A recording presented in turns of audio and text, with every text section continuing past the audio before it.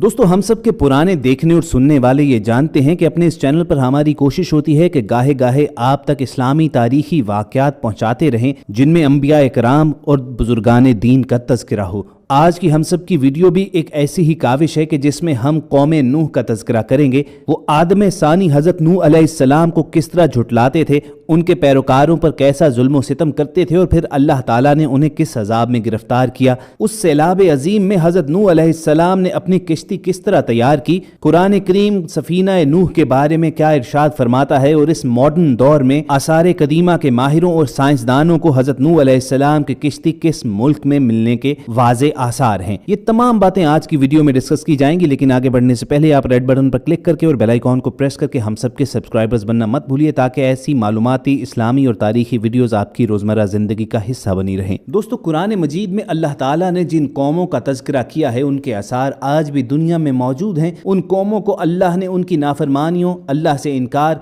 रसूलों, नबियों और उनके मानने वालों पर जुल्म सितम के इंतहा कर देने पर सख्त सजाएं सुनाई, यानी अजाब उन पर नाजिल फरमाए। और कुरान हम मुसलमानों की इबरत और रहनुमाई के लिए उनका तज़किरा करता है। हज़रत नूह अलैहिस्सलाम की कौम भी ऐसी ही कौम थी। हज़रत नूह अलैहिस्सलाम को आदम सानी कहा जाता है क्योंकि आपके अफराद एक ख़ानदान और अल्लाह के हुक्म से तैयार की गई कश्ती में सवार जानवरों के अलावा हर शय उस सैलाब अजीम में गर्क कर दी गई थी। कश्ती पर 8 अफराद सवार थे। हज़रत नूह अलैहिस्सलाम की अहलिया, 3 बेटे और बहुएं, बाकी तमाम मुख्तलिफ अक़साम के जानवरों के जोड़े थे। व्यूअर्स, हज़रत नूह अलैहिस्सलाम का वाक़या तमाम साबिक़ा आसमानी किताबों तौरात, ज़बूर और इंजील में भी मिलता है। ईसाई मुबल्लिगीन और साइंसदानों की एक तहकीकाती टीम ने कई माह पर मुश्तमिल अपनी रिसर्च के इख्तिताम का 2010 में ऐलान करते हुए यह दावा किया था कि उन्होंने हज़रत नूह अलैहिस्सलाम की तारीखी कश्ती को तलाश कर लिया है। ये कश्ती मशरकी तुर्की में वाक़या कोहे रहरात पर मिली है, जिसकी चोटी की बुलंदी 12,000 फुट है। माहिरीन की टीम का कहना था कि इस कश्ती की 3 मंजिलें हैं। ये कश्ती कई मीटर बर्फ के नीचे दबी हुई है।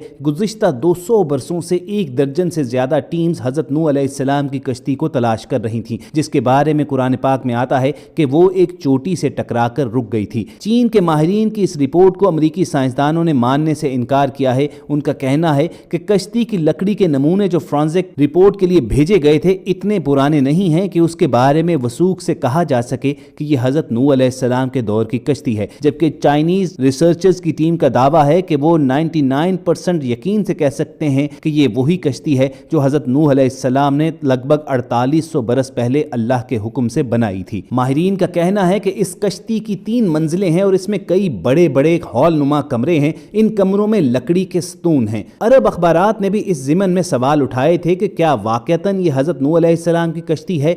अरब अखबारात में लिखा गया कि चीनी और तुर्क ईसाई माहिरीन ने अपनी तहकीक के लिए कुरान करीम की इन आयात का भी मुतालिया किया था, जिसमें कश्ती के सफ़र को बयान किया गया है। माहिरीन का कहना है कि कश्ती के ठहरने के जिस मकाम की निशानदही की गई है वो साइंसदानों को कोहे अरारत की तरफ ले जाती है। गुज़िश्ता 20 बरसों में कई साइंसदानों ने कोहे अरारत का दौरा किया। इनमें से कुछ एक ने पहाड़ी पर बनी कश्ती की शक्ल की चट्टान ही को हज़रत नूह अलैहिस्सलाम की कश्ती करार दे दिया, लेकिन चीनी और तुर्क माहिरीन ने पहाड़ के उस बर्फीले मकाम पर तहकीकात की जहां दर्जा हरारत -60 डिग्री होता है और पहाड़ के जिस हिस्से में कश्ती की बाकियात दरियाफ्त हुई हैं वो इंतहाई ढलवान और ख़तरनाक है। रिपोर्ट के मुताबिक उस टीम ने 60 मुख्तलिफ मकामात से हज़रत नूह अलैहिस्सलाम की कश्ती का मुशाहिदा किया। ये कश्ती कई जगहों से टूटी हुई थी, ताहम मुकम्मल तबाह इसलिए नहीं हुई कि ये बर्फ की मोटी तह में दबी रही है। कश्ती टूटी हुई होने की वजह से माहिरीन उसके अंदर दाखिल हो पाए। चीनी माहिर विंगचिंग ने बाज़ाब्ता एक प्रेस कॉन्फ्रेंस मुनक्किद करके अपनी तहकीकात से दुनिया को आगाह किया था। कश्ती का मुआयना करने वाले चीनी माहिर का कहना था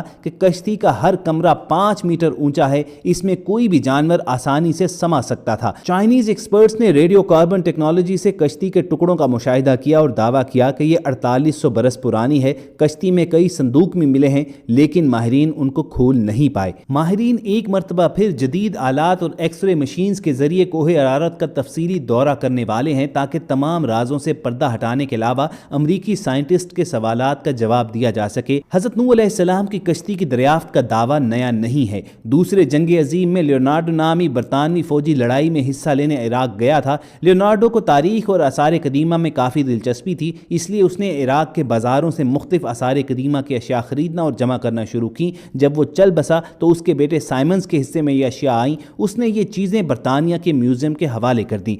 برٹش میوزیم سے وابستہ ماہر آثار قدیمہ اورین فرنکل نے ان اشیاء کا معائنہ کیا اور اس میں ایک تختی بھی تھی جس پر قدیم زبان میں کچھ لکھا ہوا تھا۔ سخت مٹی سے بنی اس تختی پر لکھی عبارت کا جب انہوں نے ترجمہ کیا تو وہ حیران رہ گئے۔ تختی پر درج تھا، جب انسانوں کے گناہ بڑھ گئے تو خدا ان سے ناراض ہو گیا، پھر اس نے گناہ گاروں کو پانی میں ڈبونے کا فیصلہ کیا۔ تب فرشتوں نے وادی دجلہ اور فرات میں آباد ایک نیک انسان یعنی نوح علیہ السلام تک خدا کا یہ پیغام پہنچایا کہ وہ ایک کشتی تیار کریں اور اس میں نیک لوگوں کے علاوہ تمام جانداروں کا ایک ایک جوڑا بھی سوار کر لیں۔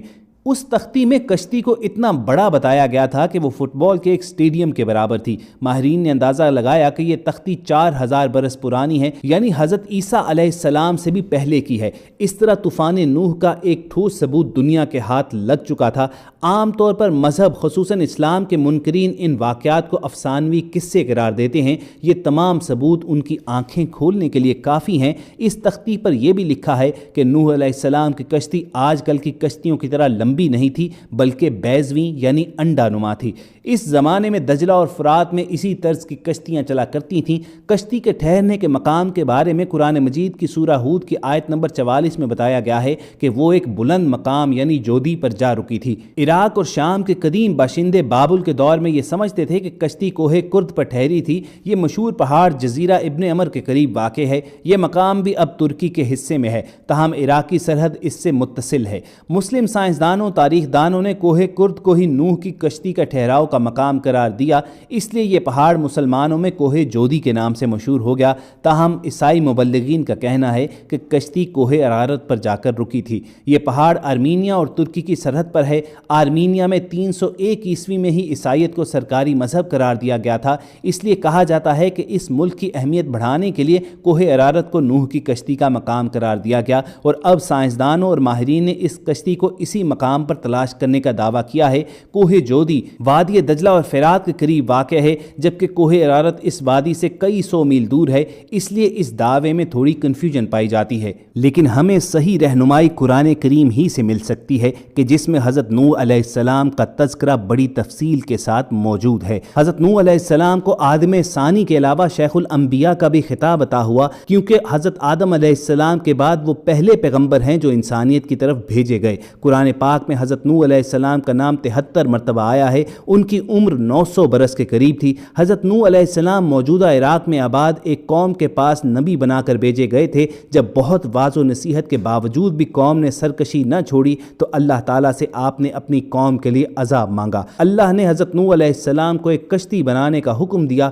2 سال کی مدت میں کشتی تیار ہوئی، جس کی لمبائی 300 گز، چوڑائی 50 گز اور اونچائی 30 گز تھی۔ جب عذاب آیا تو آسمان سے مسلسل بارشیں برسنے لگیں اور زمین سے چشمے ابلنے لگے، ہر شہ زیر آب آتی چلی گئی۔ حضرت نوح علیہ السلام کی کشتی 6 ماہ 8 دن تک پانی پر تیرتی رہی اور 10 محرم الحرام کو جودی پہاڑ پر جا کر ٹھہر گئی۔ کئی دن تک پانی اترتا رہا۔ اس کے بعد جب خشکی پیدا ہوئی تو حضرت نوح علیہ السلام نے ایک شہر بسایا، ایک مسجد بنائی جس کا نام سمانین تھا۔ حضرت نوح علیہ السلام طوفان کے بعد صرف 60 برس زندہ رہے۔ ان کا مزار آج بھی لبنان میں موجود ہے۔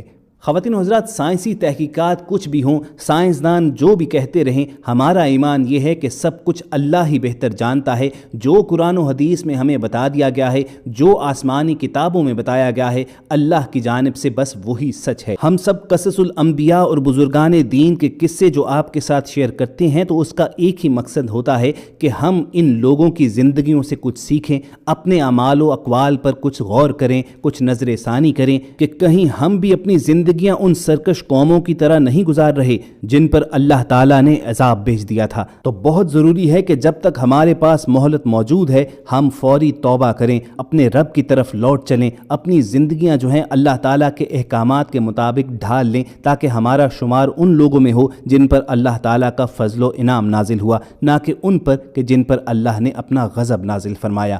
اللہ کے حضور ہر دم دعا رہنی چاہیے کہ جب تک ہماری سانسیں چل رہی ہیں ہماری زندگیاں اللہ تعالیٰ کے احکامات اور رسول کریم صلی اللہ علیہ وآلہ وسلم کی حیات کی تقلید میں گزریں، اور جب ہمارا اس جہاں سے رخصت ہونے کا وقت آئے تو ہمارا خاتمہ بالایمان ہو۔ اگر آپ کے دل کی بھی یہی صدا ہے تو کمنٹ سیکشن میں آمین ضرور لکھیے گا۔ हम सब की कोशिश होगी कि नियर फ्यूचर में ऐसे ही वाक़यात आप तक पहुंचाते रहें। और अगर आप ये वीडियोस हासिल करना चाहते हैं तो रेड बटन पर क्लिक करके और बेल आइकॉन को प्रेस करके हम सब के सब्सक्राइबर्स बन जाइए। अगले सेशन तक इजाज़त दीजिए। अपना और इर्द गिर्द के लोगों का ख्याल रखिए और हम सब के साथ जुड़े रहिए।